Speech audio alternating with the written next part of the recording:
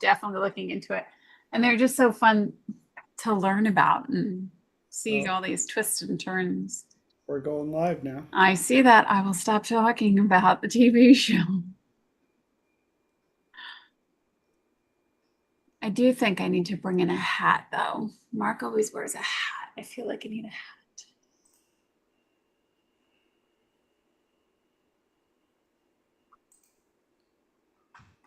All And right. hats for all Looks like occasions. we are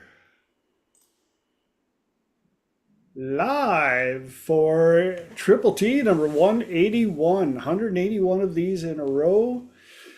June 17th, 2025. Welcome aboard. My name is TJ Zebel. I call myself a professional problem solver, which I always follow up with no, I don't know everything. I just have a unique way of asking questions to help people find solutions to the challenges they are up against.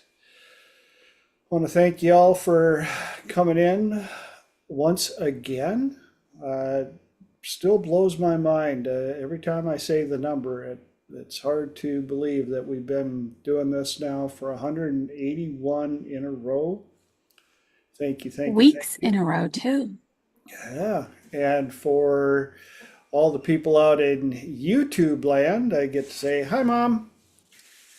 And those of you in YouTube land, whether you are watching live or watching a recording, please do me the favor of all of the free things that you can do, like click the subscribe button, ring the bell, click the like, leave comments. Doesn't cost you anything, but it helps the channel out, helps us get the word out to get this information to people that just need to hear some of the stuff we're saying. If you're new to Triple T, the way it works is the first hour. I have three topics that I do my best to get through every week, but last couple of weeks been a little challenging. The first topic seemed to be pretty hot, and bada bing, bada boom, an hour is gone, and there we are. So we're going to do our best again tonight to try and get through all three. And then the second hour is when things change around and it's open mic, open platform. Anybody on the call can bring up a question or a topic. And I let everybody on the call answer first because I like to learn as well. And if after everybody's answered, if I feel there's something that I might be able to add to what was said, that's when I throw in my two centavos. And that's my story, and I'm sticking to it. We also like to let you guys know that we have a website that you can go check and peruse, thetswb.com, thetallskinnywhiteboy.com. I've been the tall skinny white boy since way before the internet, so uh, don't don't look it up. Just go to my website. I've found that there's some definitions that are not me. So that being said, what are you going to find on the website? I'm going to admit it's a minor look into the services that I provide. There's a lot of things that I get to help people with. Depression, anxiety, grief, phobias, PTSD, a lot of relationship stuff still going strong. So if you've got anybody out there, married or single, that are feeling a little relationship challenged, they can reach out. I've put together, authored a couple of protocols now that are working quite effectively. So I get some bragging rights with a lot of my clients. And I do offer a free, that's right, no charge to you at all, 30-minute consultation. That's 30 minutes of our time to share with each other to go over some of the challenges you may be dealing with. And I will let you know if I'm a fit, and I will also let you know if I'm not a fit. And if that's the case, I will do my best to help you find somebody that can effectively help you find the solutions you are looking for. Guess it's time for us to introduce the tie of the week. Yes, I started this first week in 24, and here we are. This week, not so big of a tie, but the story on this, I actually bought this tie for Almost college. looks like a magic eye. Yeah, college back in the day. And as I was putting it on and tying it, I realized that I have put on this tie and tied it many times because I can tell right where that knot is on that tie. It's been crunched up more than a few times. And that's that part. So that leads us to anybody got anything cool they want to share from the last 7 days? Yes, Mark. Mr. Kata, Mr. Kata. Um, Obviously, everybody knows that, Sunday was Father's Day, but my wife has been her gift to me was we started on Friday or Saturday. She felt well enough to start cooking, and I've been getting homemade gourmet meals every night since then. She said that was my Father's Day gift. Right on. How awesome is that? And Very cool.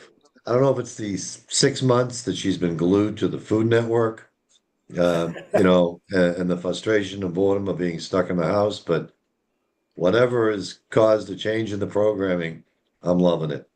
So Very cool. Very cool. That's amazing. Driving and cooking again. Wow. it's making That it that is happen. extraordinary. She is. And you. Thank you. Thank you. And you got a couple of foodies on camera right now. And yeah, good food is a very amazing treat. Anybody else got anything? Florentine chicken tonight with some nice, nice bed of rice. And I think the other night she made raspberry cobbler, and I think I'm getting apple crisp this evening. So Oh, well, I am ecstatic. This is amazing. we may have to shut down Triple T a little early for some travel time. Make sure you tell her to set the table for additionals. That's awesome. Cool. Anybody else got anything they want to share before we get into the topics? I don't think so. Well, Great to see you all. I sadly won't be here next week, which breaks my heart. So I'll be watching you all on repeat I know, trust me. It took a while to be okay with it. But I get to watch you all, so that makes my heart happy. Okay. You guys know I don't do well. The few times that I've missed Triple T, you can always see my comments. We know you're going to be here regardless, whether Here in person spirit. or whether energetically. I'll be here in spirit. I'll have Michael speak in a really high voice so that we can. I don't know if I can. Looks nice in Cabo though. It is hot and humid here in Cabo. We've got a storm passing by, Mm. and it is windy and hot. Got my fans on. It's hot. It's been raining buckets here, so I'll take it. I'm ready to come back to California. Uh, yeah, and yesterday, I don't know what we hit today, but yesterday while I was out running errands, it was 100 degrees and humid here in Texas. So I think summer has decided to show up just a little early so we can have a little preview of how much fun we have ahead of us. Speaking of previews, it's time for, I guess, the topics of the night. Tonight's topics: questions, activities, and bouncers. Questions, questions, questions. Everybody's got questions. And who has the most questions in the human? 5-year-olds. Yes. Why? Why is this? Why is that? Why is that? Because, yes, but why is it because? But when do we lose that curiosity? Sadly, about middle school. It stop asking, I'm going to tell you what you need to know. Mm. Don't question what I told you because I'm telling you. And I wish that there was a class that was the art of the question, learning how to ask better questions.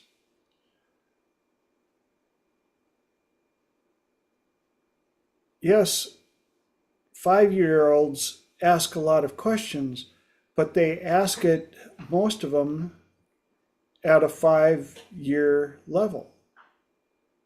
And I think that's the area where it gets a little annoying because it's just why? Why do I have to go to bed so early? Well, why is that? Why is this? Why is that? If we could keep that level of interest and curiosity and yet learn how to ask better questions, the things that I think would be revealed to us would be even more incentive to get better at questions. A good portion of my work is knowing how to ask questions. Investigators, questions. Columbo. Yeah, I got one more question here. Mark, you got your hand up. Yeah, I heard a speaker, um, and he was being interviewed on a podcast, and invariably, the moderator would ask him something, and he'd go, that's a really good question.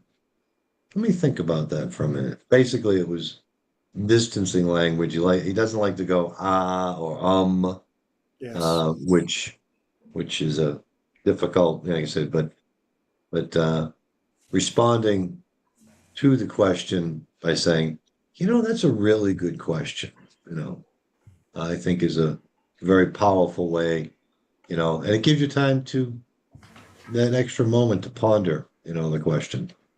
So, absolutely. And I'm glad you brought that up because too many people are so in a rush to give an answer. They can't deal with the silence or the pause. And in the pause, even in asking questions, people get so wound up in, well, I have to be able to get the question out really quick so that people don't think that I'm making it up on the fly. No, you don't. You can deliver a question at a slower pace because it gets the conscious and the subconscious interested. Now, there are some people that are extremely impatient. They're like, they want to rip the words out of your mouth so that they can give you the answer that they've already come up with before you even finish. One of the funniest places you'll ever see this is Family Feud. because there, of course, you have to provide the answer as quick as possible. But oftentimes, before they can even get the whole answer out, bam, and they'll give an answer, and then the whole question gets asked, and they're like, "Oh, yeah, that answer didn't fit." Now, where is a place or an application where people are learning to rephrase questions 2, 3, 4, 5 times, but they're allowed to? Where's a place? Yes, place or an application where people are allowed to ask the same question 2, 3, 4, 5 times. Say ChatGPT. Mark. Is that in subcommittee meetings? Or government subcommittee meetings? Great answer. They never get a straight answer, so they have to reframe it several times. Okay, what's another place? I would say Google or Yeah. ChatGPT. Google or yes, now AI Mm-hmm. is where people are finally learning that the better the question, the better the answer or the results. And the more you use it, the more you understand how you have to phrase the question to get the better answer. Mark. My brain went to, anagrams, pause, PAWS. And I was trying to create an anagram in for that, pause, because pause is a very intelligent, people think your answers are considered. But the anagram I came up with, just a beginning one, is positive answers with solemnity. Awesome. Just thought that up. Download from the squirrels above. That's exactly what it was. And for those of you that are watching for the very first time, and the ones that have been around Planet TJ for a while, you know what I'm about to say. Yes, here on Triple T and in Planet TJ, we have squirrels that will take topics, boom, off over there, and they're popping up with answers. And if we don't entertain their answers quick enough, they will also run off with answers. And my squirrels know squirrels who have squirrels who bring along squirrels. So back to questions. The other thing that I've realized is a lot of people will answer a question or ask a question, get an answer, and they won't take the time to reframe the question if the answer isn't what they were looking for.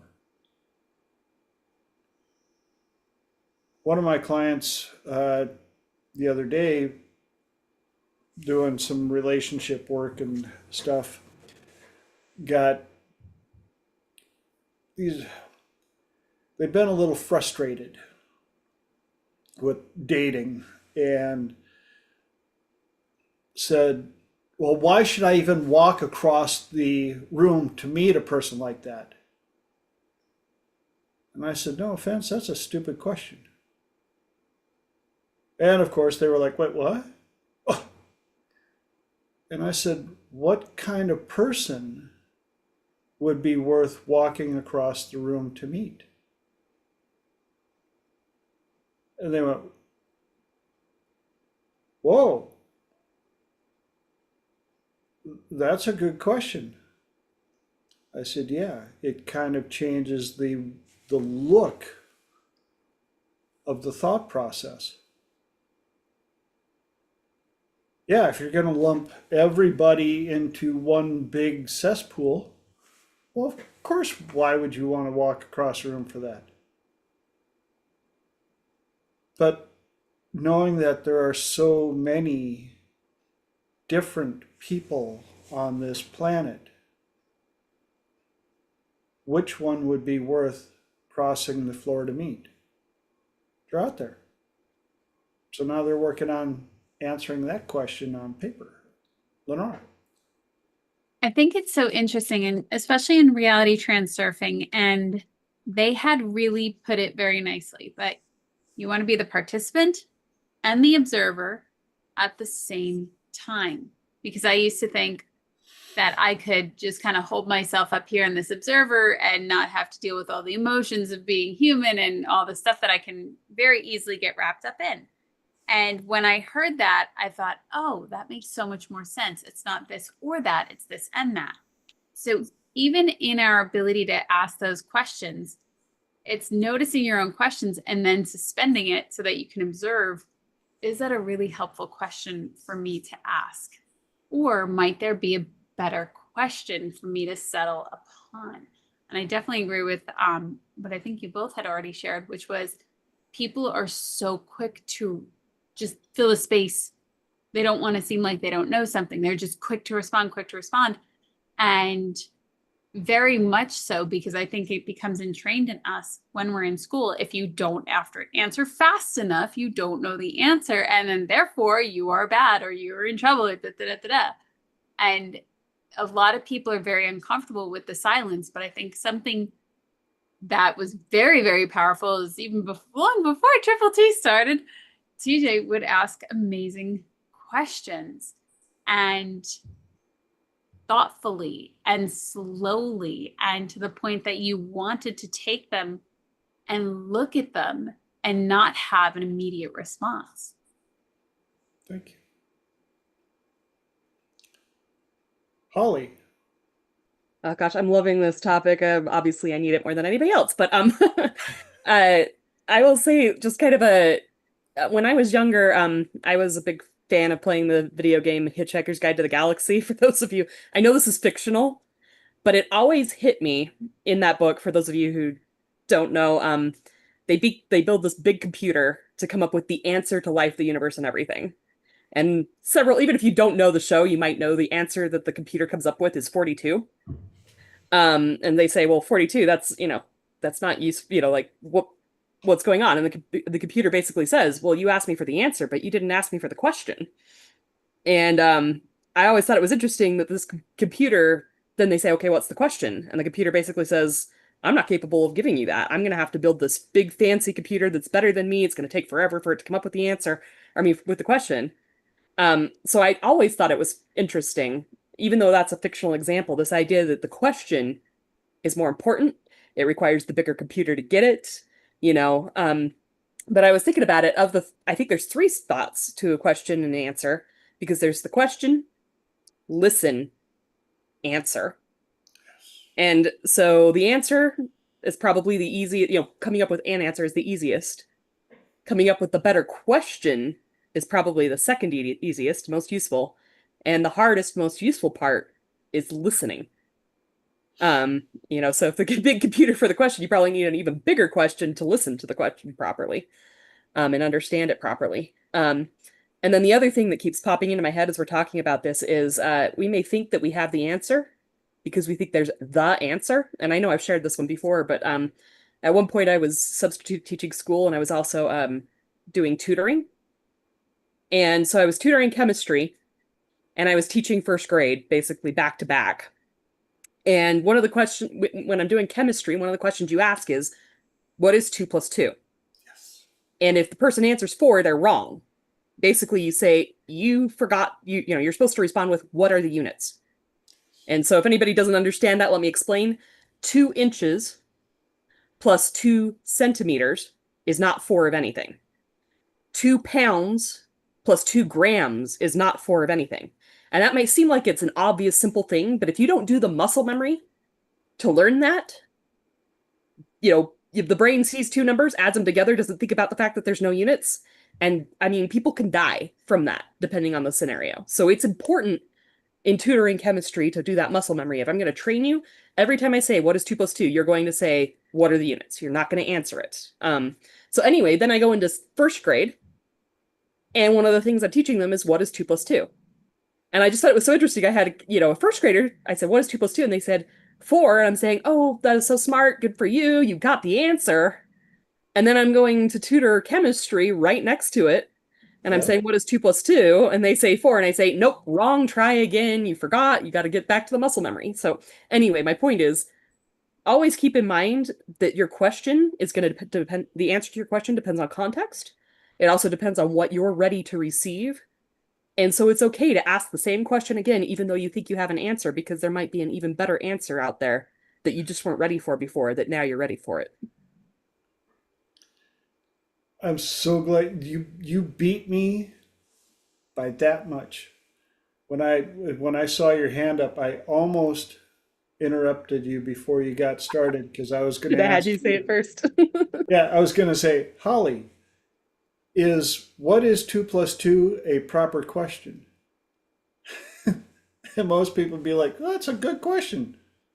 Well, yeah, it is, depending on who you're talking to and the context.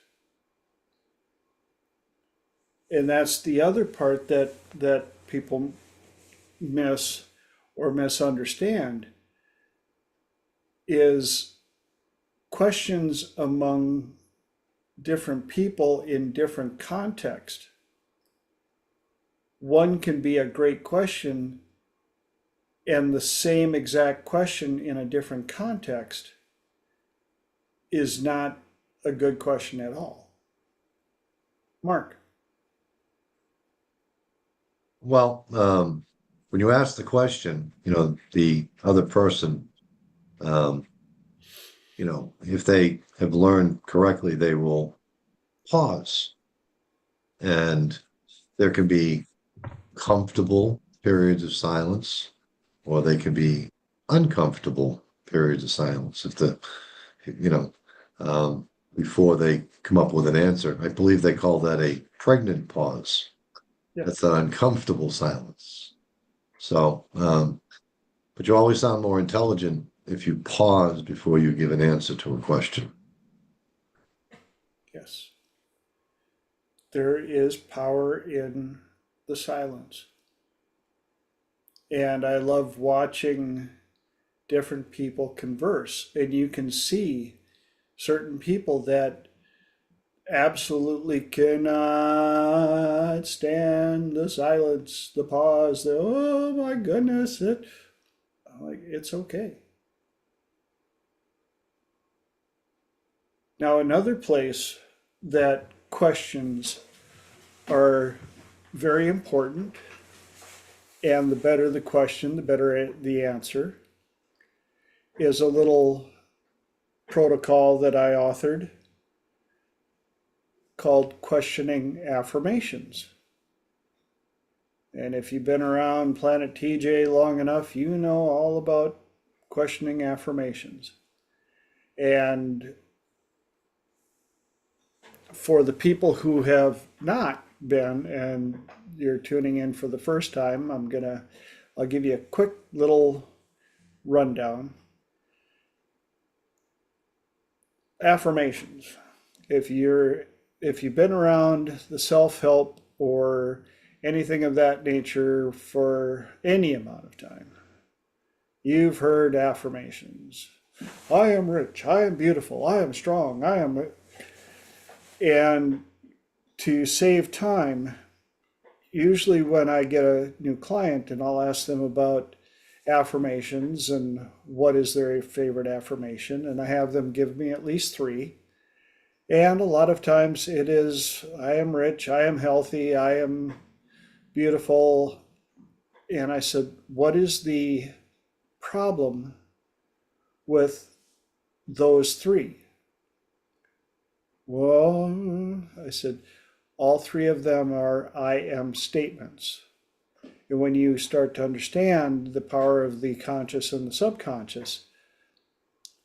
subconscious is a research guru. It wants to protect you by keeping you the same for one, but it also wants to validate anything that comes in so it can decide whether it's truth or BS, or if it's something it should hang on to, or if it's something it should amplify.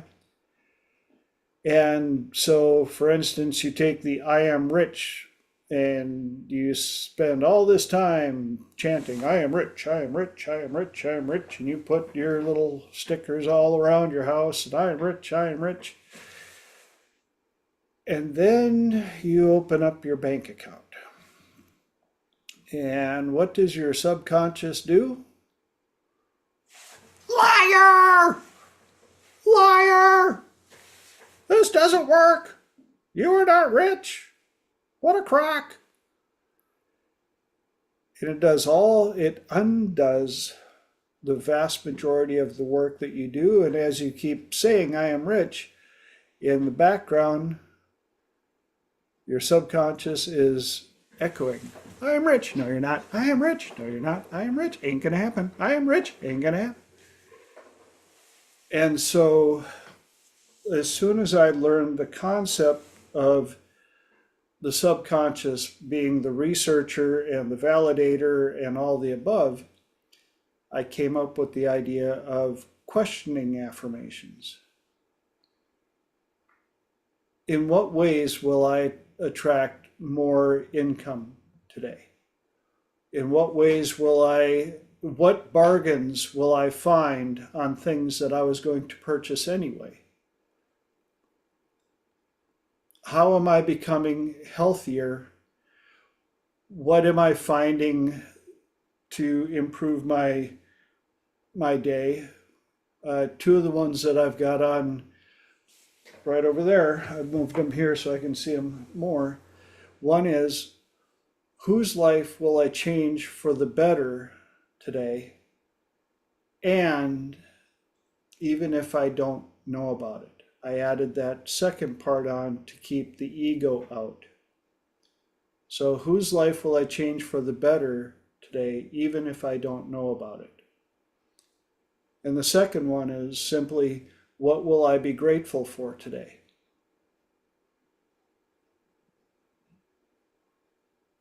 And it gives my brain a little something to be looking for.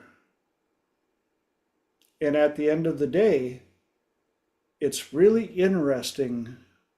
When I first heard about the act of gratitude and all of those things, and we started working with clients and students about gratitude, and I would teach them to ask yourself in the morning for sure, what will I be grateful for today? And you can ask this throughout the day. But at the end of the day, the amount of things that they could list off that they were grateful for from the day increased exponentially, because their subconscious was looking for the answers.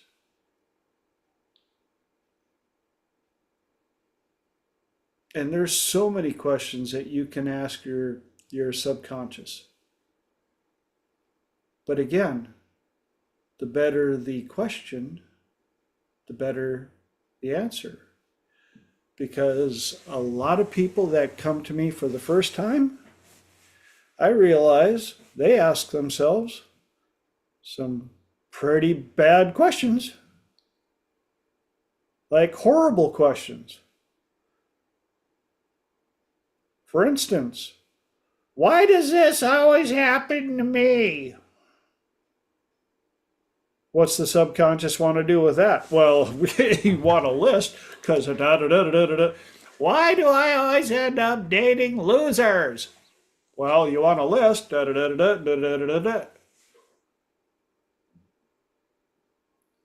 Mark. One of my favorite new clients seem to ask a lot the bad questions. What's wrong with me? Yes.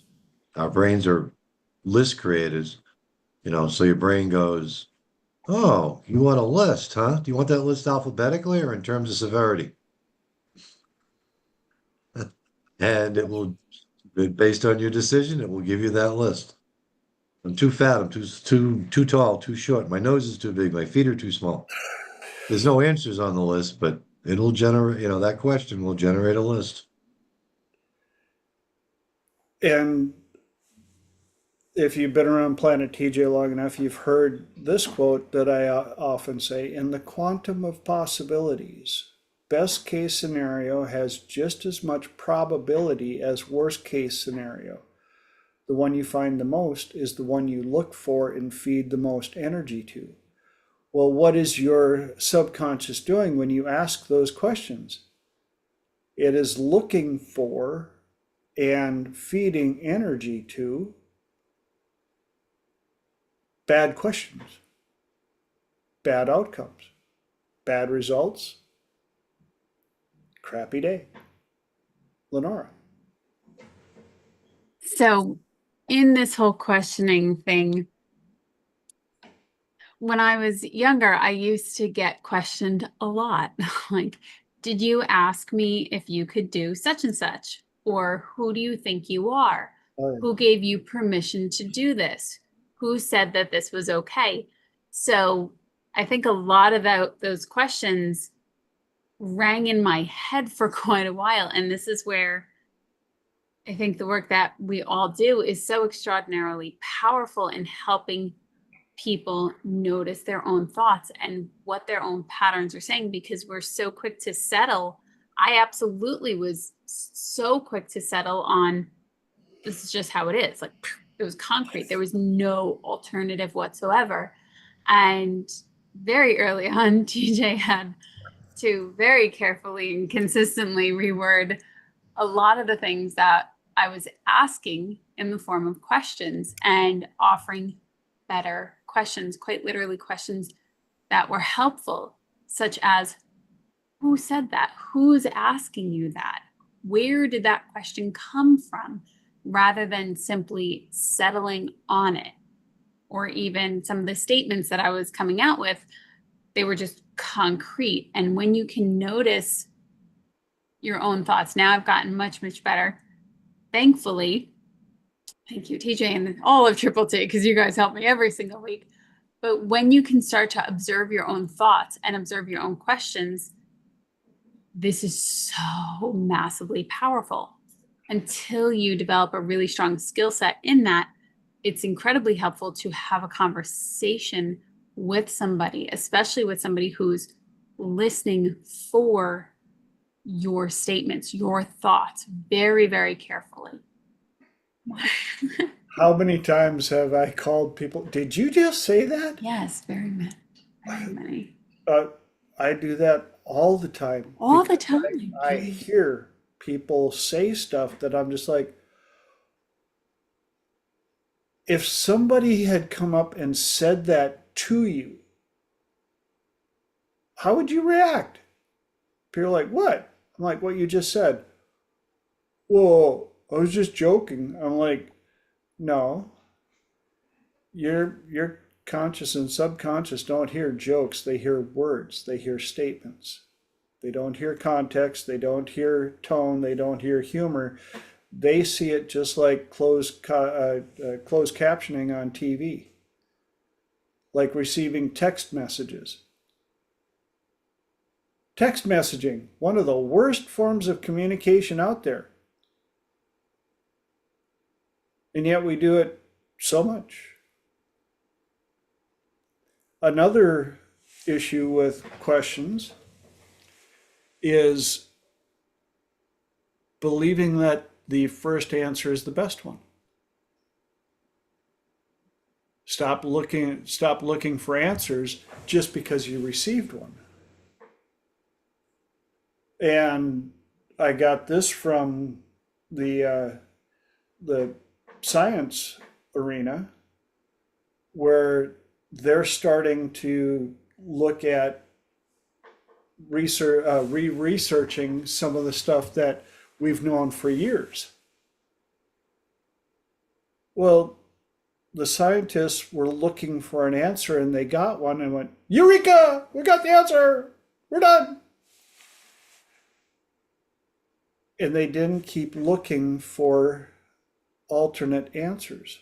That's why I tell people there's always at least 3 solutions to every event, situation, or problem that may occur. I'll ask people, so what's the solution for this? Well, da da da da da. I'm like, good. What's another one? And if they don't know me, they're like, wait, what? No, I just gave you the answer. You gave me an answer. What is another answer? And what I find oftentimes is when they start giving me 3 answers, answer number 1 was a good answer, but not the best one. Number 2 was a good answer, but not the best one. Even possibly number 3 was a good answer, but not the best one. But when they looked at the 3 that were given,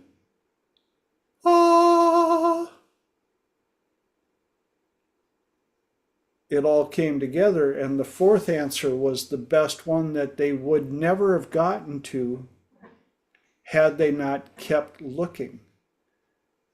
Now, if you're looking for your keys and you find them and you keep searching, we got meds for that.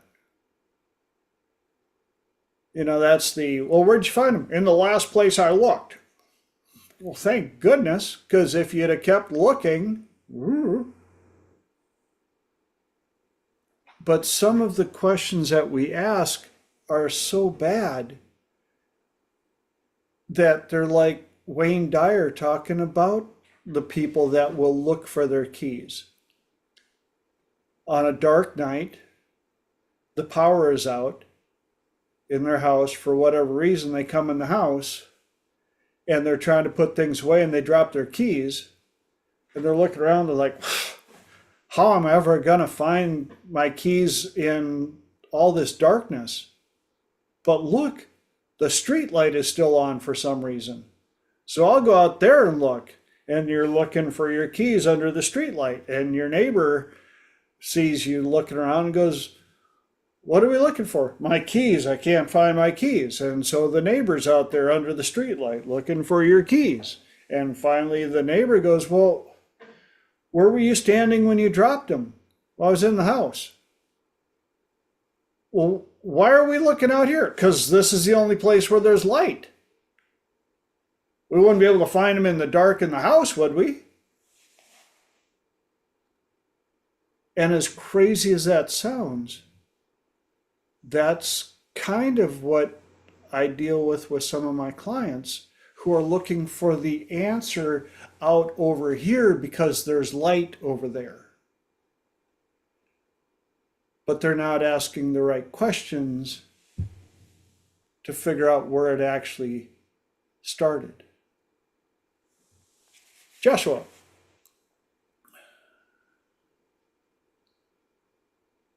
Did it work? Did it work? Yep. Hey, it worked. We are live. So I missed the initial question, but I think I've got enough context to offer. I noticed a couple things like with questions too on the ASCII side of things. One, there seems to be a flagrant disregard for language and the meaning of words. And I think that leads into or lends into Ms. Holly's argument about context. And so the second thing that I want to add is more of the question around letting oneself be curious. And I know as an articulate mind and a test engineering background, I have long labored under asking the right questions, but framing them in the wrong light. So I've painted somebody else into a corner. So the only answers they could give me were the ones that didn't help. Yes. And one of those, one of the biggest reasons behind that was, as I've done enough internal work to know, is that I lacked a certain amount of curiosity. And I was heavily discouraged to be curious when I was younger, very discouraged to be curious in the military. And then in my test engineering days, my curiosity usually led to the consternation of my bosses who really wished I'd just stop asking questions and just get the damn job done. And I find I run into this a lot in the mindfulness community as well. And but on I'll speak of that in just a second. So when I did the internal work, I realized that curiosity was just not something that I really could do well. Like I was articulate. I wanted to know answers. It wasn't because I was curious. It was because I needed to know, because those answers, the lack of having those answers was killing me in many different ways, right? So this could be dating. This could be finance. This could be, I get served a letter from, Department of X saying that I owe Y. And I'm like, well, that's ridiculous. I don't even know what this is. Like, what are we talking about? And it's like, well, you should already know that. And I'm like, cool story. I don't. So like, you could answer the question and we could solve this. Yes. Or, and so that when I finally figured out curiosity, when I found my own curiosity, what I realized is that people don't take enough time for their answers. And this is before the conversation even happens, right? Like people have like the next thing that they got to go do, right? And I'm horrible at that. Like I've got the mission list in my head, and I'm like, someone starts talking, and I'm just sitting there like, well, I got about 6.5 minutes until, like I gotta. And so when you put those kind of constraints on people, and what I mean is most people live under those constraints, whether they know it or admit it or not, is your mind tries to go for the quick and easy answer. And when it does that, it reduces and factors out important variables. And one of the things that I've noticed is that it lacks the ability to do multivariable context, right? So like, then this is where it applies to the mindfulness community, because when you guys get asked a question, you're hearing the lexicon of what you're used to people asking. And in some cases, or in many cases, it's frustrating to the askee side because you're like, I mean, yes, I use some of those words. That's not what I was asking though. Mm-hmm. And then you're starting to build up like that intolerance and resentment. You're like, I just want you to hear what I'm asking, but it's like I also don't know how to ask, and I'm tired of being put in a position where I've got to be the doctor and the patient.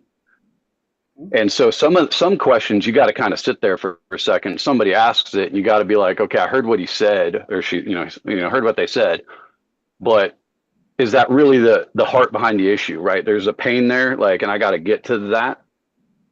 And so you want to ask like those kinds of refining questions, maybe to help them get to the place where they could ask the question they need to ask, not the one that they know to ask. And I'm so glad you brought that up, because my squirrels over here are jumping around big time. One of the things is nothing means anything until you give it a label. The problem with labels is they are so interpretive, contextual, they can have an emotional charge, all the above. And so you run the gamut, especially, I've dealt with this a lot. That's where, just like with Google, the better the question, the better the answer. But if you don't get the answer, you don't go, oh. You look at the question you asked, you rearrange it, or you use a different way of looking at it. And like Lenora pointed out, you have to sit in both chairs.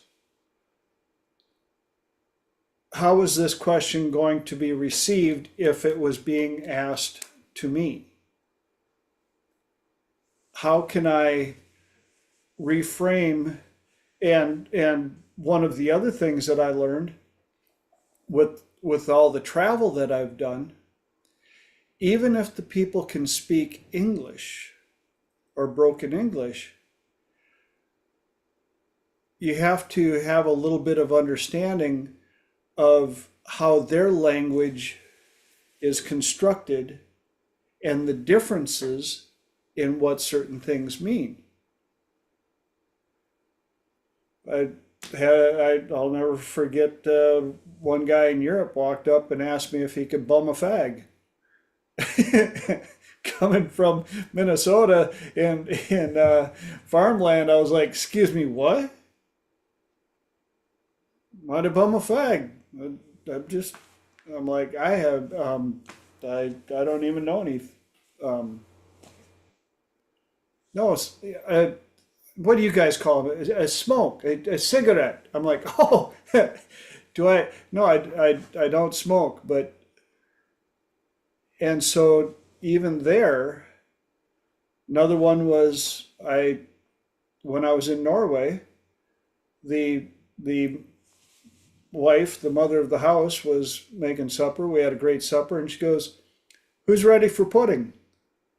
I'm like, "Hey, yeah, I'm down for pudding." And she brought out some cookies, and I'm like, I could have swore she said pudding, but I'll have a cookie. Next night, who's ready for pudding? I'm like, aha, I heard it. She said pudding. I know she said pudding. She brought out cake, and I went, I thought you said we were going to have pudding. She goes, we are. We're having cake tonight.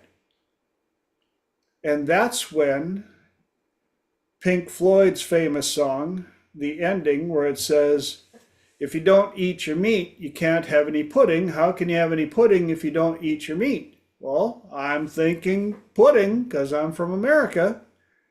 And what they're saying in American, if you don't eat your meat, you don't get any dessert. How can you have any dessert if you don't eat your meat? Now the question was, who's ready for pudding? In that context, not a problem. I came up with the wrong answer because I didn't understand the label properly. And so that's the joys of communication and bringing it back to the kind of work that we do. It's just as important, if not more important, to realize the questions we ask ourselves all the time, all the time.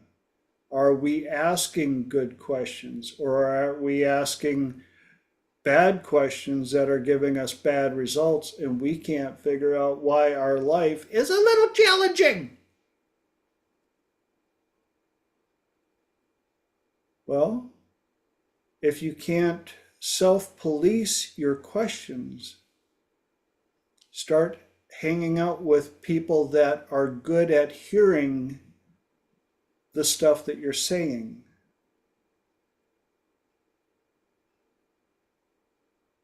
Again, as Lenora pointed out, I have a tendency to call people out on stuff that they say about themselves.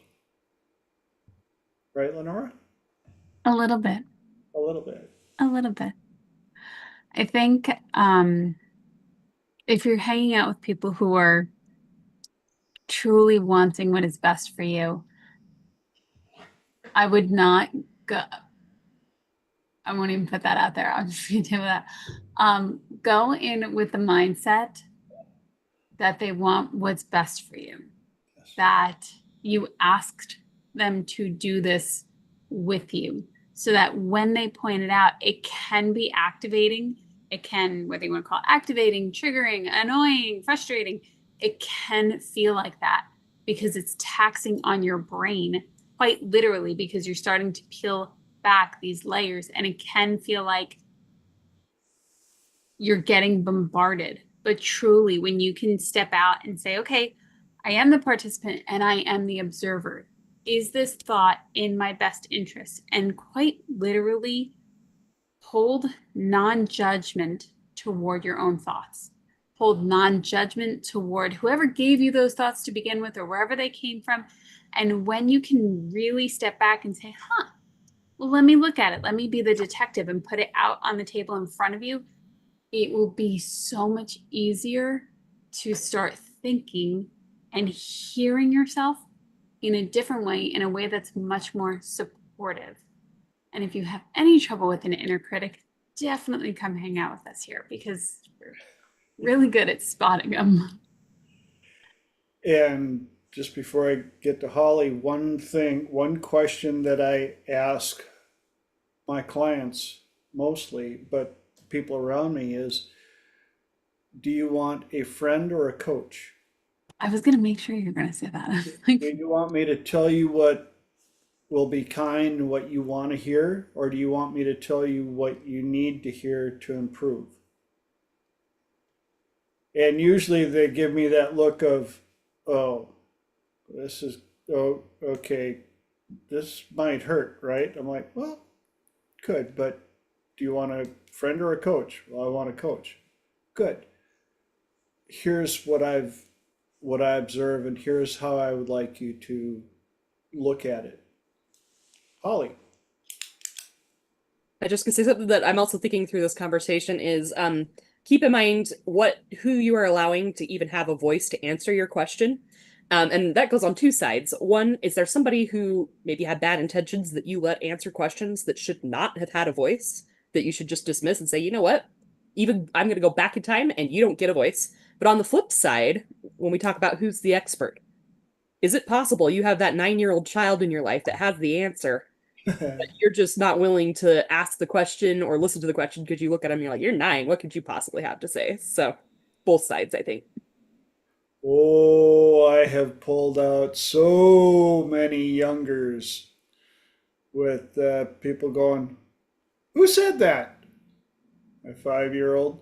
Really? So your 5-year-old is giving you advice on this particular subject? Interesting. What's a better job that we could give the 5-year-old? Because they seem to have a voice. Lenora. I love what Holly said. She said it in such a better way than I was going to say it. So bravo, Holly. Thank you for reading my mind and having words that I did not. I truly appreciate that you were there to say that. So I wanted to add that. And then also, whoever, whether it's any of us or none of us, when you sit down to do this, go in with somebody that you can quite literally say, okay, we're not here to judge. We're here to be detectives. We're here to look at it. And when you can do that, and TJ is very correct when he goes, do you want a coach or do you want a friend? And he'll only ask you once. And the entire time that you will know this person, he will only ask you once. And that is the infinite answer that you will need till the end of time. And even in the tough questions, know that there's still no judgment. It really just is ongoing driving to help. Thank you. Oh. And I just worked with a client recently that their job is reviewing. They're a very skilled engineer, and their job is getting to them because what they have to do is look over other plans and blueprints, and they stated that they are looking for flaws, and it really makes the other engineers that drew up the plans aggravated. And those of you that know me, I have a way of reframing things. And I said, what if instead you said, please understand, I'm not looking for things that you messed up. I am looking for ways of making what works work better. You know what you're doing, but even engineers can become blind to the project because you know what should be in there. You know the flow, but you don't have a second or third or fourth set of eyes. And so I'm not here to find flaws. I'm looking for ways to make the good better. I want to diffuse any problems left of bang before we get this project into the building phase. And the reason I know about that, because I've been around building and construction all the way up to finished carpentry. And trust me, there are times where God bless the people that drew up the blueprints, and I'm sure they had the best of intentions. Yes, Josh knows exactly what I'm talking about. And when it comes time to put it together, you're like, no, no. Whoever drew it, no. No. And is it because the person that drew it up is an idiot? No, because they got it this far. They drew up enough of this, but the projects can be big enough to where even in their mind's eye, they had the best of intentions, but they didn't see it from this angle or from a builder, which is why one of my corporate clients was having issues because they had 5 different locations in 3 different countries. And they were having troubles with production. And I said, you need to put together at least a quarterly, but I would recommend a monthly mastermind call with boots on the floor from multiple departments. Get a boot on the floor from from manufacturing, from HR, from finance, because you'll get different responses from those people. And the next meeting that we had, he went, OMG. And I went, oh, did you learn some things? He goes, oh my God. We had such an amazing mastermind that it was scheduled for an hour and it went 3 hours because the information that started flowing, because it wasn't supervisors and it wasn't regional supervisors, blah, blah, blah. He followed what I said, and he actually had the supervisors pick one of the ground level people from each department and told them, please, we need you to be as raw, honest, candid as you can possibly be. I'm requesting this. You're not going to be able to offend me. And they were like, all right, well, we got this project, but we need this and we need that. And then HR is coming in. Well, nobody told us, and we don't even have specs on that. And then finance is like, well, yeah, but what's that going to add? And how are we going to, and all of a sudden solutions came flying out, and their output increased just like that. But all of a sudden, better questions were asked, hence better answers were provided, and newer insights were given. And here's an insight to Triple T. Sometimes we don't fit in all 3 topics because topic number 1 flies through an hour like crazy. So we're past the top of the hour into your guys' time. We didn't even get to topic number 2 or 3, but I appreciate your guys' input. And now we move into that magical part where all of you guys get to bring up comments or topics and questions. And I'll sit back and listen to the answers. And if I've got something to offer, that's when I'll give up my 2 centavos. So who's got a question or a topic to start off hour number 2?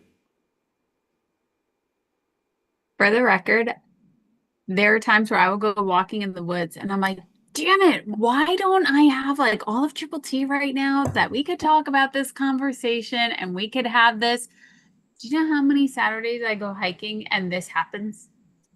Or Sunday night. Tons. Yeah, welcome to my world. And then it comes Tuesday, and I'm like, oh, what topics am I going to have for tonight? And sometimes 2 and 3, actually, one of tonight questions actually ended up being third, and I put it in first. But it popped up like an hour ago. So who's got a topic or a question? Come on. I can go hand in hand with what Lenora just said and what you said as well. And it ties up into what Dr. David taught us a long time ago as well. That when you do have a question and the people aren't around, you can bring them in virtually. And since we are spiritual beings, there is connection and we can have discussions. And we may not know it, like, I think that Lenora chick, man, she was thinking this thing. Hey, Lenora, I thought about you the other night, were you thinking about something like this? Just saying. It is totally a real thing. I fully agree with this. Yes. Which is why I have some of my clients go into their hologram deck and ask my avatar. They've worked with me enough that they can go in there and I hate to say it, but I've almost become their AI.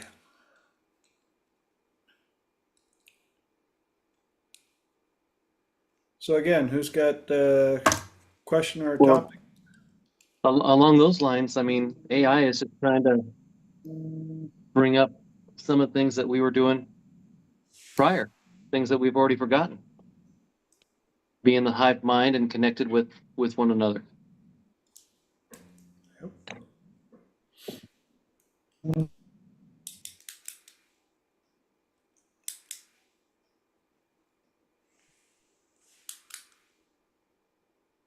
Do we really not have a question? That's what I'm wondering. I'm like, holy cow. Usually I'm waiting for the polite chipmunks to get their pause and then there's questions. But Joshua, you got your hand up. Yes. Sorry. So I don't know what it is, but I've got like those kind of hands that like all my technology just never wants to work with. So I'm like sitting there like smacking my keyboard computer screen and nothing's happening. Anyway, so but I wanted to get back to that like making time for things, because unless you can get quiet, unless you can get curious, unless you can get to that place, a lot of the higher level conversations are moot anyway. And that's, because like the main difference between the people who are basically needing the work and the people who have done the work, that gulf is the amount of time that they think that they can take towards, the things that they need to address, right? The overwhelm, or, however they got there, right? All their overwhelm is a condition that is a spiraling thing, where everything that they do seems very large. And so one of the things that I learned in the military from the special forces community when they were jumping out of helicopters and such was to keep your eyes on the horizon. And I got to practice this with skydiving, is because when you jump out and you're looking at the horizon, it doesn't really change, right? Like a little bit of stuff, like, you'll see a little bit of movement and everything else like that, but nothing really changes. So when you're going down the guide wire, it allows you to breathe and just kind of like roll out and relax your way down the descent and then absorb the impact on the ground. Obviously not skydiving, but when you're under canopy, yes.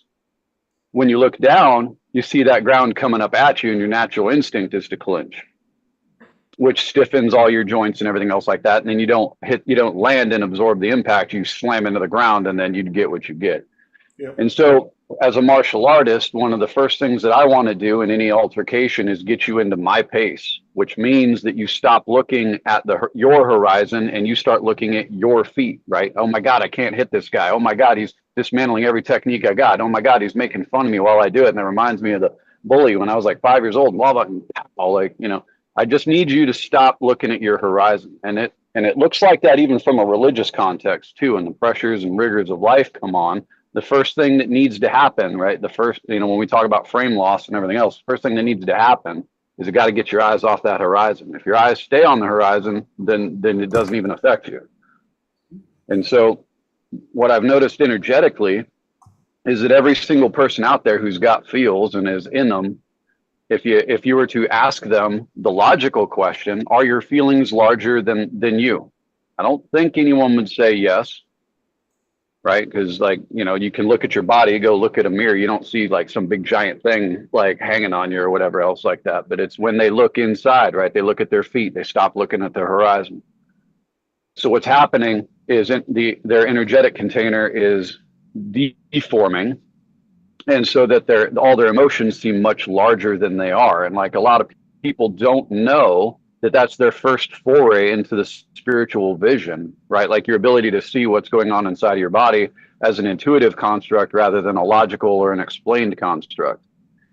And so giving yourself that time, right? Because if you're trying to like do that deep internal work, you're trying to find those little kids inside of you that are railing and pitching, screaming, throwing shit across your intellectual room.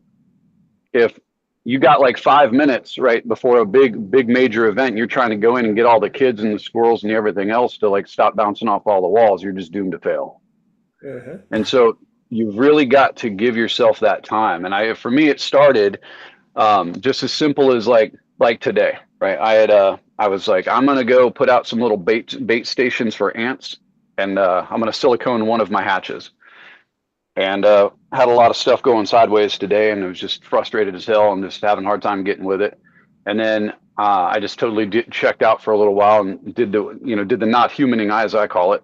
And then I actually I was late on the call because I'd gotten up and I was like, all right, I'm ready to human today, but I'd forgotten what time it was. And so I was outside listening to you guys, and I was putting down the what do they call that? The home defense or whatever. And and it's like, all right, I got the mission done. So, but I gave myself all day to do it. Right. So it's like, could I have gotten up at 4 o'clock in the morning, read my affirmations, like slapped myself in the face, did a cold shower, like swallowed a shot of like vinegar, and like got myself all riled up, listened to some David Goggins, and then, full of piss and vinegar at 5:30 in the morning, be out there home defensing like I'm back in Vietnam, like with a flamethrower, like, no, like it don't need to do all, just set yourself the mission and just make it like as low as it needs to be, right? If you're waking up and you're like, oh man, this shit ain't happening today. You're like, all right, but if I get one thing done, it doesn't matter if I go to my doctor's appointment, I forgot to shave like one half of my face or something. That happened. But it's like, the one criteria for success today was just to get an answer for the ants. That's it. So like in a conversation, when you're, the most important thing you'll probably ever do is the internal work, honestly, because if you don't start there, there's nothing else you're going to build on top of that.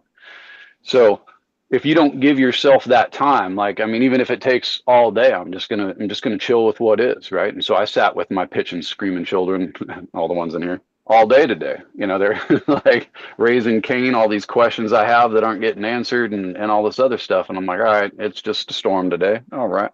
And I just got to give myself that time. But I was like, all I got to do, and today is a success, is just get the answer for the ants down.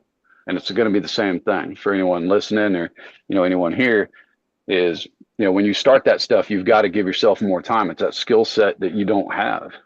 And there's always this pressure, right? Like we got to perform, we got to do all this stuff. I got to hit the metrics. I got to hit the gym still. Speaking of, I still got to hit the gym, but like all you can do is all you can do. Give yourself the time, even in the conversations. Don't ask the question if you're not ready to sit down and hear a long answer. I am complete. Right on. Who's got something to add to that? Everybody just went, oh. And you're right. Especially when it comes to personal stuff. I find that there are so many people that you know, their job. They can show up and they can get stuff done, a million things done at their job. But a lot of times it's because of the expectations and the regiment and the routine that's built into that area. And that's where being an entrepreneur can be a real challenge, working from home. Distractions everywhere. And you have to be disciplined enough to have that priority list. And a lot of the leaders say if you've got more than 3 priorities, you don't have any. And so I work with a lot of clients where I'll tell them, write a list of the things that you need to do, especially if you're dealing with low self-esteem and self-image. I'll tell them, write a list of things that need to be done, and don't worry, they can be what you might think menial. Get up in the morning and you can write, get up 6 a.m. Make coffee, make the bed. And if those are the first 3 that are on your list, and you get to go, get up 6 a.m., check. Make coffee, coffee's made, check. Make the bed, bed is made, check. You now have visible proof that you've accomplished. You've done 3 accomplishments already today. Then you can move on to the next chunk. And the next chunk, and whatever it takes to get your stuff done that day. Now, obviously, the longer you are in this habit, you no longer need to put get up, make the bed, make coffee on your list because you've automated that. And there's a great speech by, I can't remember what military guy, but he talks about the The Navy importance SEAL. of, He was a Navy SEAL trainer. yeah, the importance of making your bed. And trust me, when I was young, I hated making my bed. That's dumb. I'm going to get back in it anyway. Why do I have to make my bed? And it didn't take too long living on my own to realize how nice it was to walk into my bedroom and seeing my bed made. And what satisfaction I got from making my bed the way I wanted it made. And you guys have heard me talk a number of times of doing things for tomorrow you. Little things like I love that one. setting up the coffee for tomorrow you.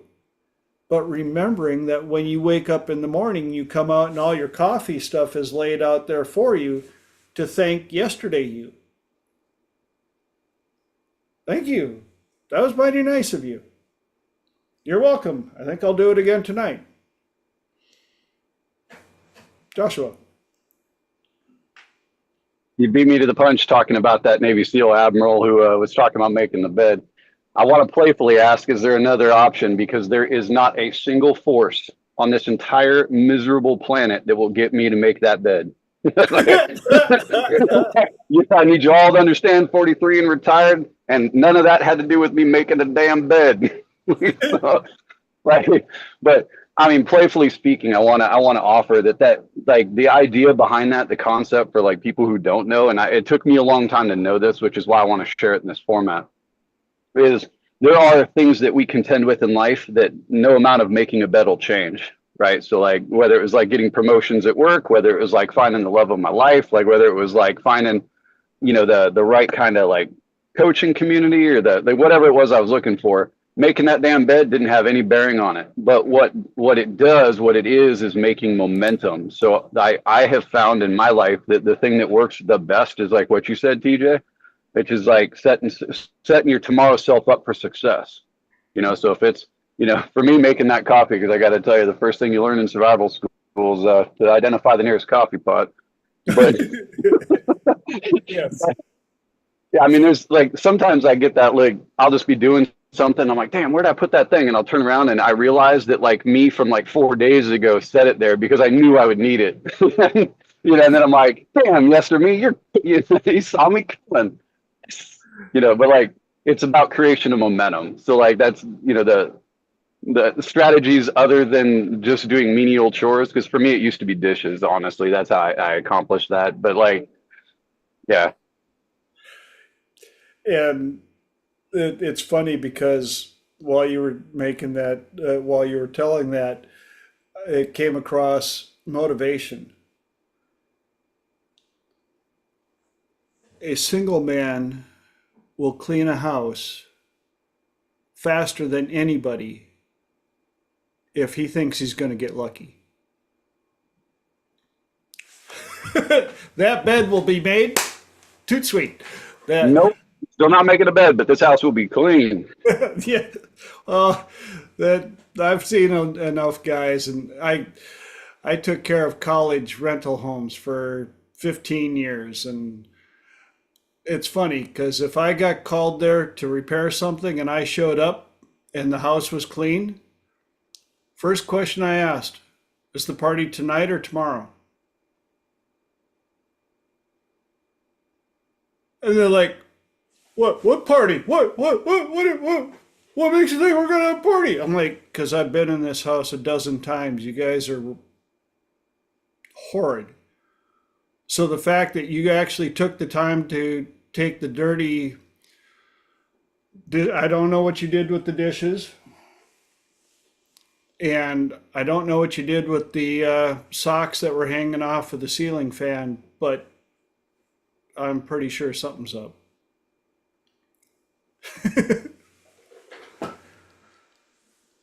And the best part is, Joshua, you don't have to make the damn bed. I went through that phase because growing up, there was a short time where I had to move back in with the parentals while I was bartending.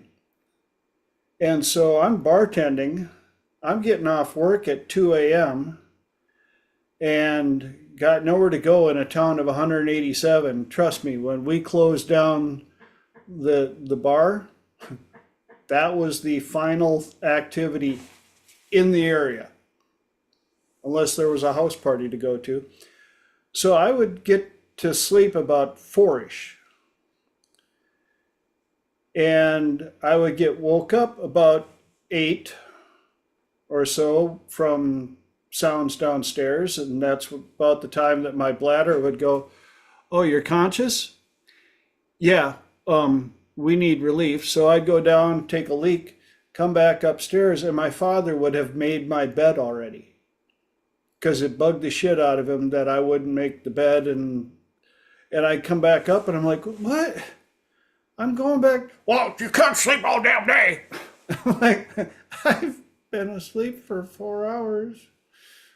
Would like a couple more. When's the last time you came home from work and walked in the front door straight to the bedroom and went to sleep? And so when I moved back out, did I want to make the bed? No, not at all. But after a while, and especially, oh my goodness, to my gracious and all the above, after taking care of college rental homes, my poor wife, my bed is made picture perfect every morning, and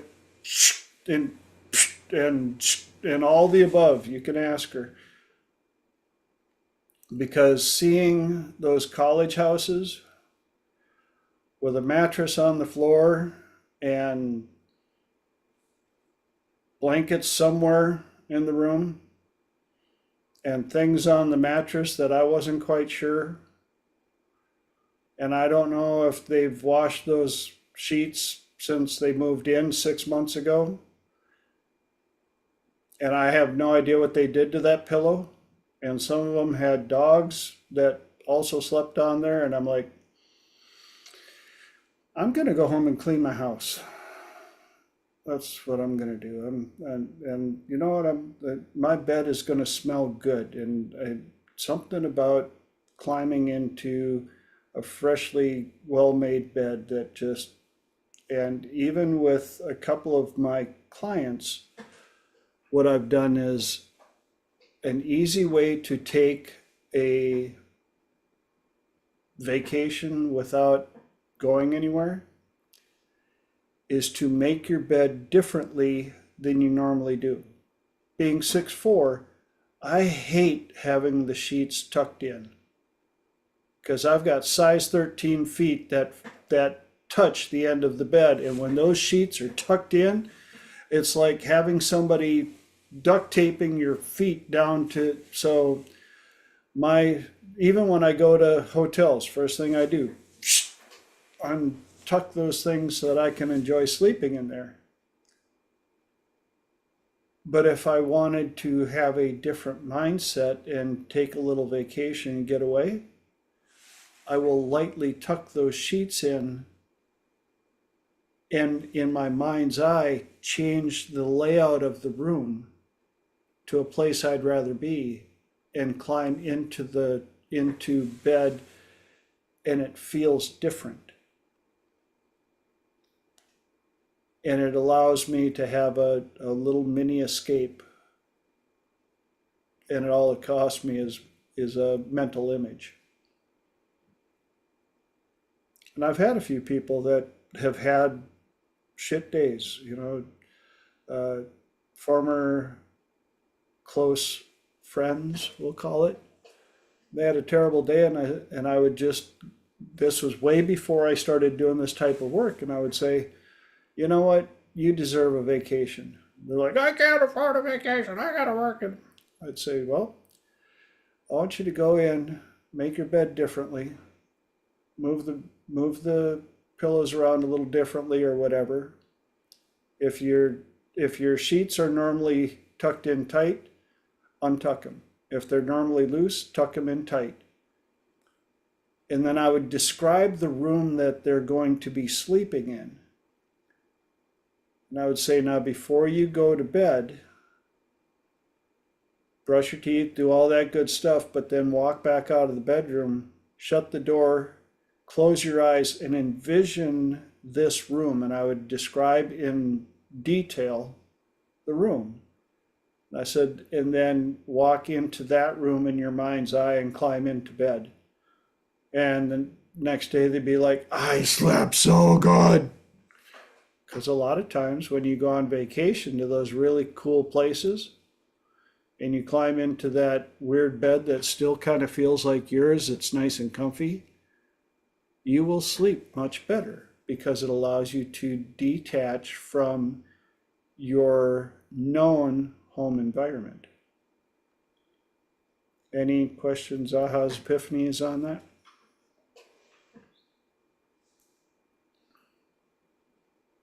It's a really good one. Never considered that. See the sees, feel the feels, smell the smells, and taste the I taste. usually consider, I never thought about prepping the room. Usually I'll share with people how to, once you're in bed, how to relax and take all your thoughts, put them in luggage, and move your luggage outside your room. You can pick it up when you leave. But to even prep them before, move your luggage, put your thoughts in your luggage while you're brushing your teeth. Mhm. Speaking of which, then couldn't you do gray room in the bathroom even before your room?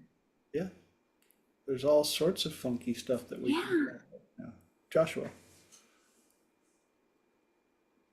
I was actually, I thought Michael just dropped. So he was saying bye to everyone, so I was just waving to him. But speaking of that, I know, so I've got a unique situation here with tiny house, in that my bed is captured at the head and the back. And so I do that sometimes, where I'll just swap the orientation. But sometimes like you do that because like the way you might sleep kind of digs a trough into the bed too. And as that happens, it messes up your spinal alignment, and that that can start like throwing things off too. But I will say there is nothing like crawling into a bed with fresh sheets, though. I might make a bed for that, but And I've gotten more and more, but my poor wife, she has to put up with me, but she's also the benefactor. My bed, ever since I was young, I've always, even on I'm talking uh, Lutheran Sunday school uh, Kool-Aid budget, I've always managed to build a bed that if I had people come over, I'd let them sleep in my bed and I'd sleep on the couch. And they'd come out to like, that is the most comfortable bed ever. Oh my gosh, how you? Because to me, being 6'4", being so tall, it's important that I have a bed that I can sleep comfortably in. And one thing that I've found is investing money into linen sheets, like true linen sheet. Oh, yep. yep. Those that know, know. And in the wintertime, I when I was batching it, especially living in Minnesota, I got a smoking deal in the middle of summer on some high quality flannel sheets. And oh, was I proud of myself come wintertime, climbing into those wonderful things. Oh, Yep. and when I went to Europe, living in Sweden, the people couldn't understand how hard I worked to save up money to buy a Swedish down comforter. And that thing was on my bed 24/7, 365 for almost 20 years. And I still have it, but it has worn so thin that it was losing feathers at an embarrassing rate, even inside of a duvet cover. Lenora. So since it seems to be going in a direction of sleep, and I know a number of us can always benefit from sleep insights and tune-ups, feel like there's like a protocol in here that you could create. Can you share a little bit about Gray Room, but then also, or even I think you call it like speed Gray Room or 1 minute Gray Room, Oh, and how you'd weave in questioning affirmations to close out your day and then set your day up for success. well, this is in your guys' hour, and you're asking me That to. is true. What is everybody's insights on this? I noticed that as I finished the sentence. I don't know if I know some of us know Gray Room, but I'm quite sure not everybody knows Gray Room. I do not. What's that? I don't know it. I know that Holly does. That's I know Holly does too. Holly could come out and give an explanation. I know Mark knows it. I was gonna say I know several people know it. But Joshua doesn't. So, being Anybody on YouTube? being this is your guys' hour, you're supposed to answer first. So, who wants Mark? I'm not sure of the question. Is we talking about what gray room is, and How would you describe the process of Gray Room? well, it's trance within trance. How's that? That is a You good go, one. you go to a neutral place. Like I always use the beach or the mountains, and then you I've literally been elevate. using a gray room. Hmm? I've literally been using a gray room. Well, then you elevate above the, you know, I do timeline and then off, and then you head out. You know, you just elevate and you head out to, you know, and you see this door in the middle of in the sky, and you open the gray, you know, the door to, and it's a round and um, you know, structure. Once you come in, it's a very ornate door.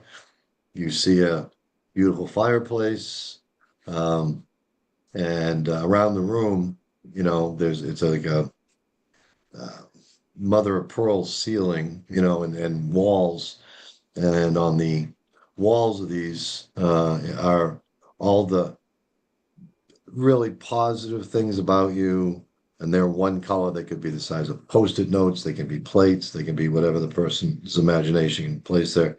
And then the less than positive uh, things, you know, about you, and those will be another color. And then you start pulling the less than positive things off of the wall, and you're throwing them into the fire. Whoosh, and they're gone. And you keep pulling all the less than positive things about yourself off of all of those, off the walls, and then you clean the walls until nothing around you are these beautiful, empowering, you know, wonderful qualities about you. And then they start to grow and to merge, and they start pulsing with the incredible light of the you know, of all the positivity, and all that negativity that you've released just feeds the energy in the room. And then there are other doors off the gray room, the garden, the gallery, you know, the hallway down to the control room, and all the other doors from beyond that for past lives. So that's my concept of the gray room. But it's trance within trance. You're already in trance. You're already in hypnosis as you're guiding the person. You know, you can go to the gray room, and you know, I tell people when they go back, I ask them to practice. You know, when they go back, there might be a few of those less than positive things on the wall, and those were the things that you weren't ready to get rid of the last time you were here. So that's my concept of gray room. Well done. Thank you. Ollie, got anything to add to that? I think that was perfectly said. If you want to know why it's a gray room, I was told, because I originally thought it was like painter's gray. It's kind of what I was thinking, so it's the place I can work with. But apparently the shape and the color is because it's assuming you're inside your brain. So you're in your gray brain in the shape of a brain. Now, of course, when I go into it, you could do a general gray room, which is very much like Mark described, but you can also do a special purpose gray room. So, you know, kind of going into what Lenora was asking, you could say, I'm going to step into my gray room for sleep. And so you walk into the room, and how you get into it can be any way, you know, a door in the sky, or if you're on the beach, maybe you see it along the beach, or, you know, if you've been there a lot of times, maybe you even just start in the gray room, you know, whatever's right for you. It's a multi-purpose room.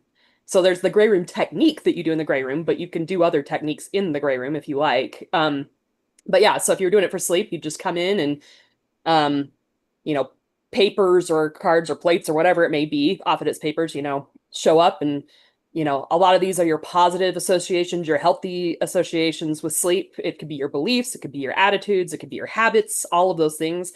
The positive are associated with a certain color, you know, and I know Mark already did this, but I'm just kind of going through it again. And then all of the less than positive, and we say less than positive, just because when you say negative, that can be a little too strong. So just saying the less than positive, beliefs, habits, associations, everything that maybe is a misunderstanding that you already understand is different, but you just haven't taken the time to clear it.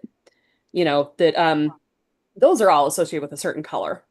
And then I like to mix and match techniques. So those who know my two big go-tos are gray room and gosh, why can't I think what it's called? My mind is blanking. Magic frame. And so sometimes I will because the idea with gray room is it's everything that's ready to be cleared. And so you're able to point to it. So, we always do the point to where you feel it, reach out, touch it, pull it off. Do that a couple times so your mind gets the process down. But if you have something that's sticking, because sometimes I'll have somebody go in there and they have something that's sticking, that's probably because there are lessons associated with it that need to be downloaded. And so that's where I'll mix and match. If they walk up and it's sticking, I'll say, okay, point to where you feel it. Okay, pull it off, leave it on the wall or pull it off, whatever works for you, if it's having trouble going away. And then write all of those lessons on it. And then, we're gonna, so because that's the one disadvantage of the gray room is it doesn't have a built-in keeping lessons. Or for those of you who know Allegra did this really cool thing where she put a crystal vial at the bottom of the fireplace. And every time you'd throw something in there, any lessons associated with that would automatically be collected in the crystal vial. And then at the end, you were able to take the crystal vial. And I thought that was such a cool addition to it. So yeah, you do the, and then, I like to say when you throw something in the fire, that it releases all of that energy that's been trapped. And then I have the energy, that positive energy that's been released now that you've stepped into your power and you've taken control and you've accepted a better understanding of this principle, that energy swirls around the room. It touches all the positive things, making them more powerful, more pure, more protected. And then you breathe it in and fill your entire body. So I like to add those are kind of my default. And then when you get done, as you're pulling stuff around, if you want, you can also come up with some other metaphor to pull the stuff off. So maybe you have a personal assistant, maybe you have a magic wand, whatever it may be, to pull all the less than positive. And then if you want, as the final step, you can also turn your attention to the positive and say, there's some stuff that should be up there that you just haven't, for whatever reason in the past, allowed yourself to put it up there. Go ahead and put it up there now. Maybe there's some things that are not in exactly the right position or the right size. Go ahead and tweak it. Notice that you can make them bigger, you can make them smaller, you can put them in different positions. And so, you can play with the positive, you can play with the less than positive, clearing it all out. And then as Mark said, every time you come in, there's more that's ready to be cleared. And so you could go ahead and clear that out. And then I love TJ's twist on this, the Wham Bam Grey Room Slam, if you want to share that one. Thank you. I could not remember the name. And I was just saying, Holly, that one of the rooms off of the gray room is the gallery, and that's where you do all the magic framework. Yes. You could definitely do it that way too. I've only done the gallery a couple times, so it's not in my default, but that is a great way to do it too. You can do magic frame at the speed of thought and clear all the less than positive pictures, because in hypnosis, you can do a time distortion and and clear all of the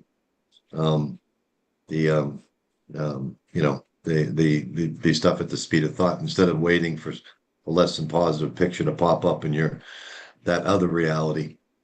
So yeah, I've done that. Like I said, when you do the gray room within, that's trance within trance within trance. But when you do the gallery within gray room, you can clear a lot of stuff at the speed of thought. Get a lot of life lessons. And I've had so much fun with metaphors inside the gray room. I've had clients who have cleared off the less than positive stuff with a flamethrower. I've created a little deal where all the less than positive items were collected and hung up as targets, and gave my client a 50 cal belt fed machine gun, and they just had blast literally, and we're just like, and I'm like, picture all of the stuff exploding and all of the energies being released and going back to the universe and coming back to serve you better and have some fun with it. But I also remember one of David's students, Dr. David's students, who came in, he goes, I did gray room all last night and I cleaned out everything. And then this morning I got up and there's still stuff in there. When is it going to stop? And David goes, never. He's like, what? He goes, you're still alive. You're still around humans. You're still taking in information. That's like saying, how many times, when is showering going to be enough? I already took a shower. Yes, Elisha's like, it's like showering. Yeah, I took a shower last night. You mean I have to take a shower again? Yes. That's why if you can automate gray room and uh, Joshua, do you have any, is the concept of gray room coming through decent enough? Because you're getting kind of the, here it is. I think contextually I've put it together. I will offer my contextualization to see if I got it. Here's what I got. It's a type of double disassociation exercise where I do it as following the breath and as a combination martial arts exercise of visualization. And so for me, the way I would perceive it, like when I can successfully take myself to the gray room, it for me is a humongous floating mountain, and there's just bleakness and cold, and that's all that's up there. And I just sit, and the things that come up, like I process them, and however I do, they take whatever form that they take. It may also be an environmental shift, but it's something of that. Like if I understand it right, then it would be the space that I'm going into and allowing my subconscious to communicate its constructs to me and to be able to receive them in whatever fashion it is, to be able to let them go. That's a great analogy, a great way of looking at it. And yes, it's allowing, like you said, the double construct where I could even paint it as my office here and stating that a bunch of these things on the wall are positive items and a bunch of the things on the wall are less than positive items. And I'm giving my brain permission to distinguish what is positive and what's less than positive so that I can remove the less than positive items which are consuming energy and removing them. I don't want to really say destroying them, but releasing the energy that has been held inside of them, and removing what I don't need. In the same way that I tell people that whatever happened to you happened, it is not happening. All that you need from it are the lessons. You don't need the stories and the schmutz. And so this is a way of going in and cleaning out and getting rid of the junk so that you can simply retain the lessons. And Elijah put in there, I install the toilet flush sound. So throughout someone's day, they hear a toilet flush in their mind does a gray room. And that's another, clean out the schmutz, keep the lessons. And now a lot of you've heard about the wham bam gray room slam. Sometimes out of necessity comes innovation.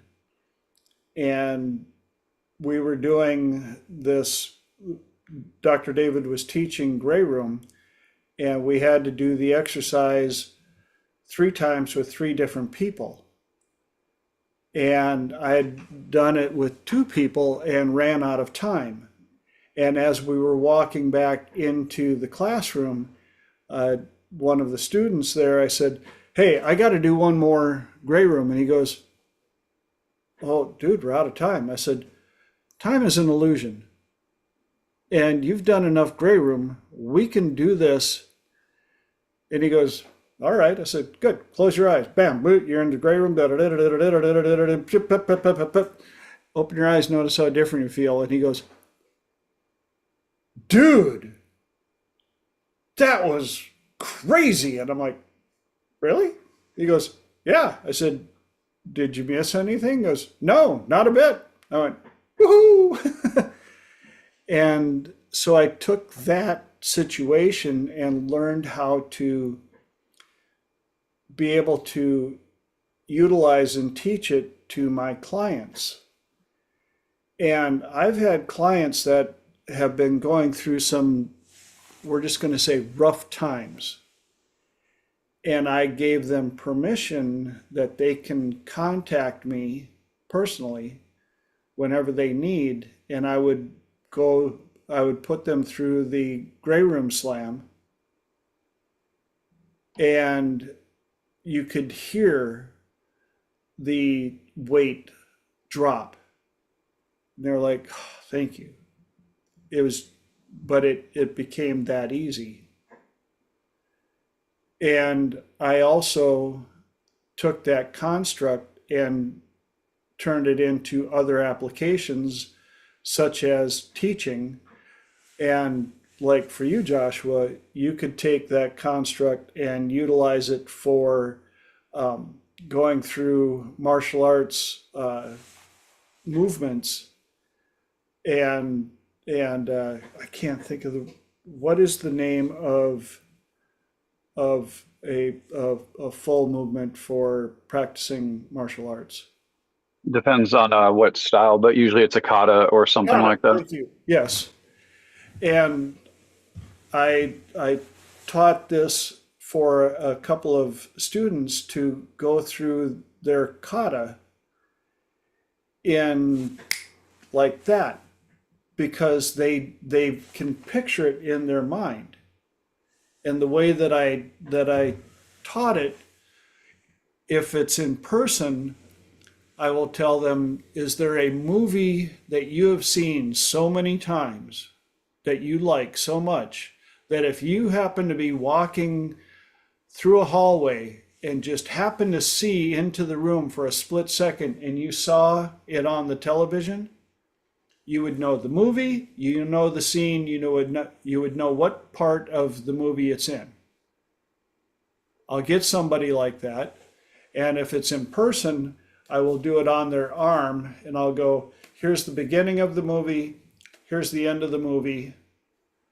Close your eyes. Okay, the movie starts. What happens here? And they'll tell me. What happens here?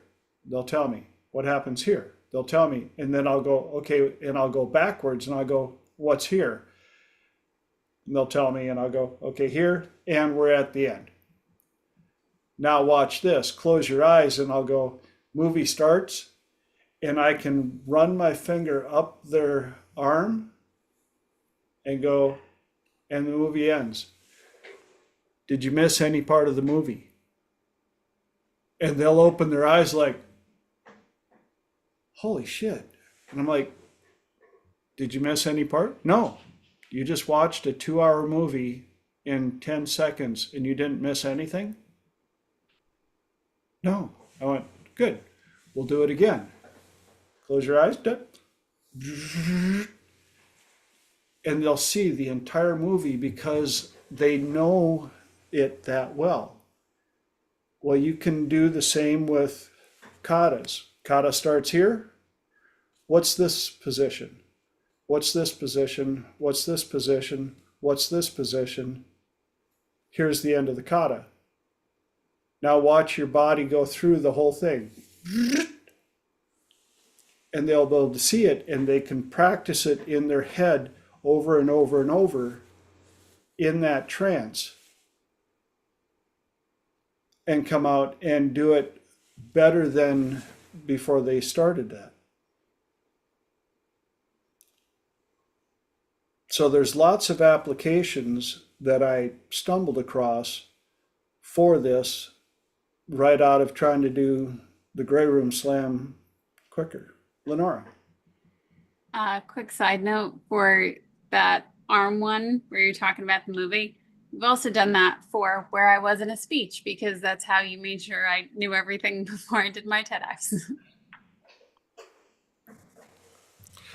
Oh, and then for virtual application like this where I can't touch the arm, I will divide the movie into segments 0 to 100. And I'll go, okay, close your eyes. What happens at segment 5? What happens at 20? What happens at 30? What happens at 22? What happens at 70? And 100 is credits. And I'll go, okay, now we're going to watch the movie. And the movie starts. 1, 2, 3, 4, 5, 10, 15, 20, 25, 30, 40, 50, 60, 70, 80, 100. And they'll be like, dude, I saw the whole movie. because our mind has that ability to retrace and visualize all of that rapidly.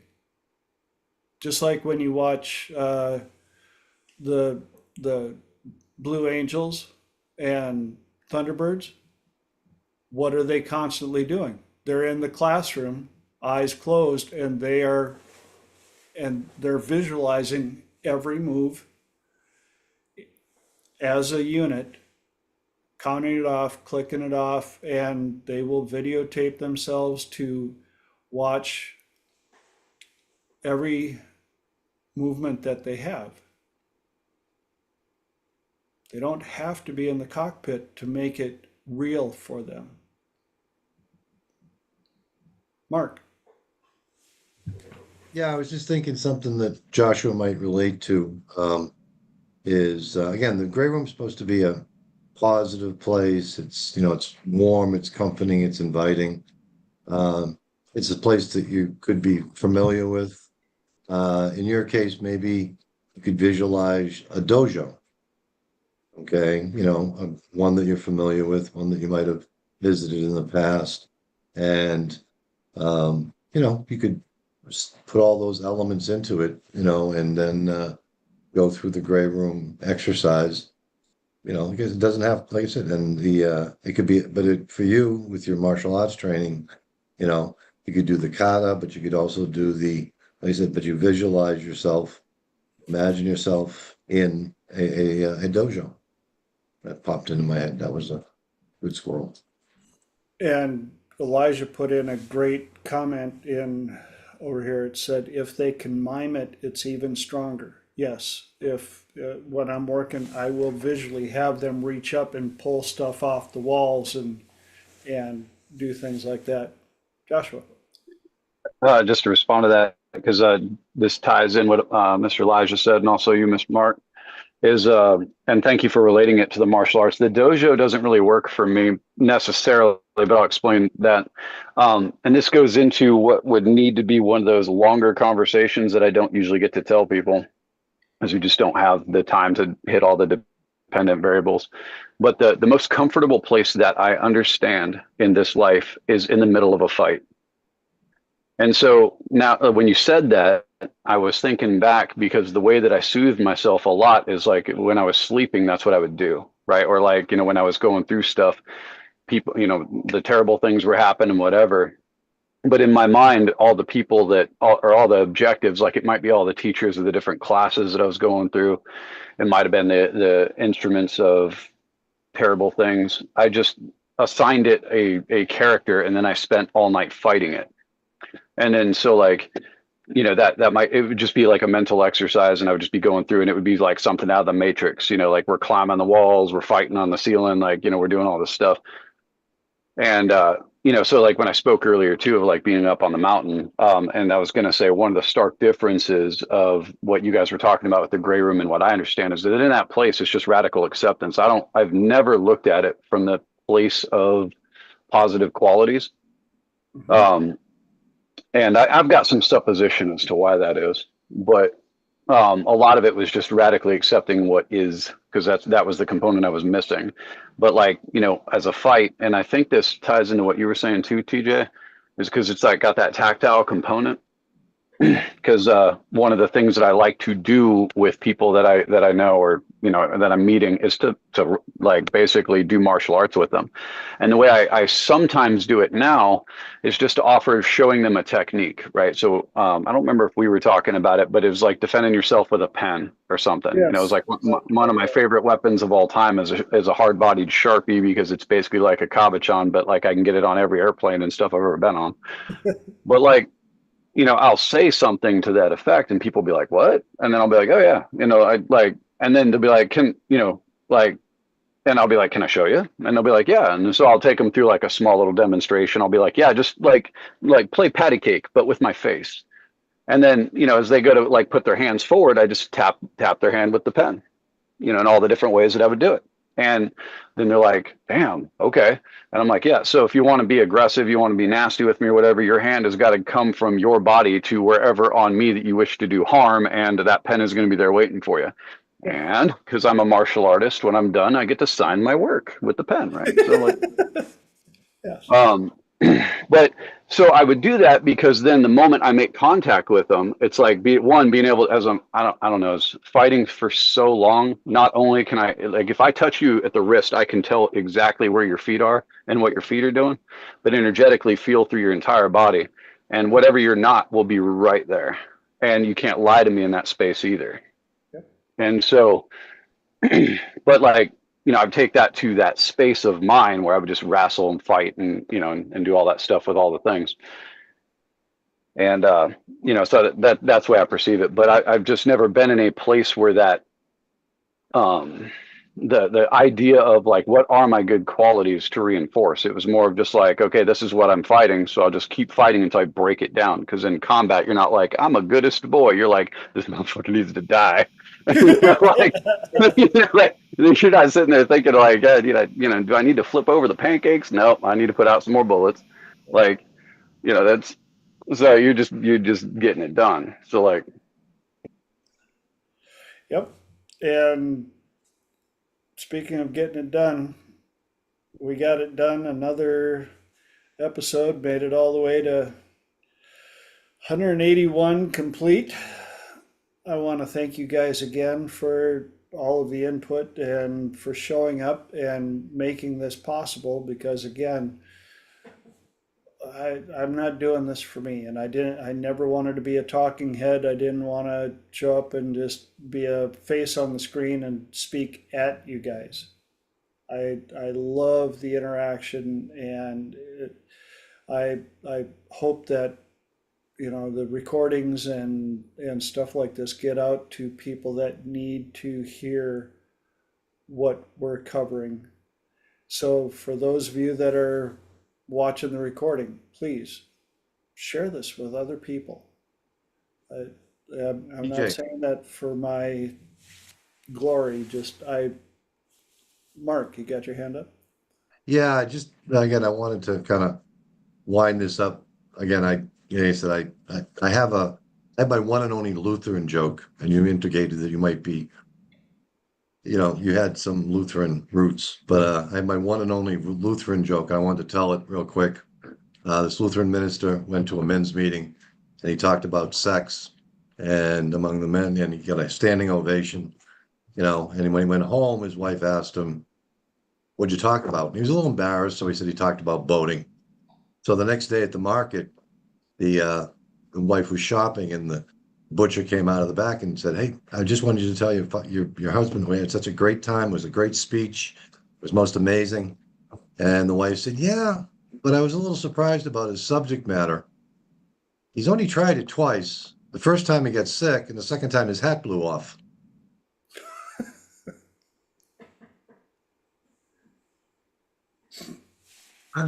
Miscommunication. That's my one and only Lutheran joke, TJ, okay? Yeah. Well, considering I grew up in a town of 187 people with three churches, and one was Lutheran. That's the one we went to because it was 1/3 to guilt. But we missed out on all the Catholic calisthenics. Sit, kneel, stand, sit, kneel, stand, kneel, stand, kneel, stand, sit, kneel, stand. Now that I've got myself in trouble, thanks for bringing religion into the very final 2 minutes. And with that, I will say thank you to all of our people out in YouTube. Love you, Mom. You guys have a great night. Looking forward to seeing your friendly faces back here next Friday. We're going to miss Lenora because she's going to play hooky a little bit, but maybe we'll just have to Tuesday. get one of those little faces on a stick, and we can all just hold one up while she's gone. And yes. Until then, love you guys. Thank you for offering up your precious commodity of time here. I truly appreciate it, and I'll see you guys back here in 7. Thank you, everyone.